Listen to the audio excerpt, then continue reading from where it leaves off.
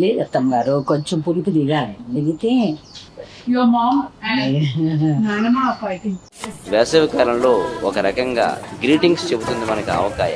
చాలా ఆనందాన్ని, అభిరుచిని రుచిగా మార్చి అందిస్తుంది. కొన్ని సంవత్సరాల నుంచి ఇది ఎలాగా మా అమ్మ మా నాయనమ్మ అందరి దగ్గర నుంచి వస్తుందమ్మా ఇది.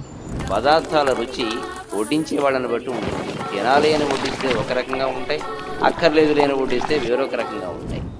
ఇది పెట్టడం అనేది ఒక ఆనవాయితీ. పెట్టిన కొత్తల్లో మరీ బాగుంటుంది.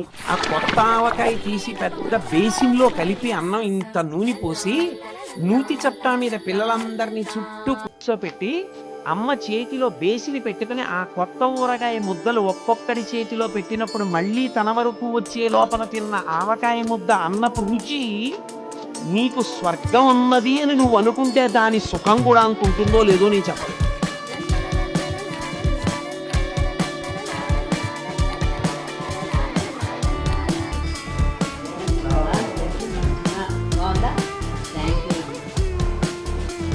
లేదు అత్తమ్మ గారు, కొంచెం పులుపు దిగాలి, దిగితే Your mom and Nanama are fighting.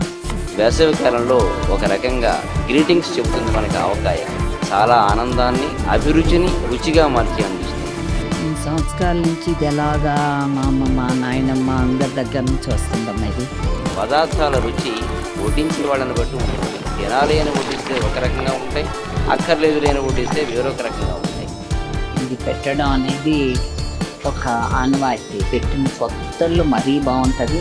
ఆ కొత్త ఆవకాయ తీసి పెద్ద బేసిన్లో కలిపి అన్నం ఇంత నూనె పోసి నూతి చట్టా మీద పిల్లలందరినీ చుట్టూ కూర్చోపెట్టి అమ్మ చేతిలో బేసిని పెట్టుకుని ఆ కొత్త ఊరగాయ ముద్దలు ఒక్కొక్కడి చేతిలో పెట్టినప్పుడు మళ్ళీ తన వరకు వచ్చే లోపల తిన్న ఆవకాయ ముద్ద అన్నపు రుచి నీకు స్వర్గం ఉన్నది అని నువ్వు అనుకుంటే దాని సుఖం కూడా అనుకుంటుందో లేదో నేను చెప్పను.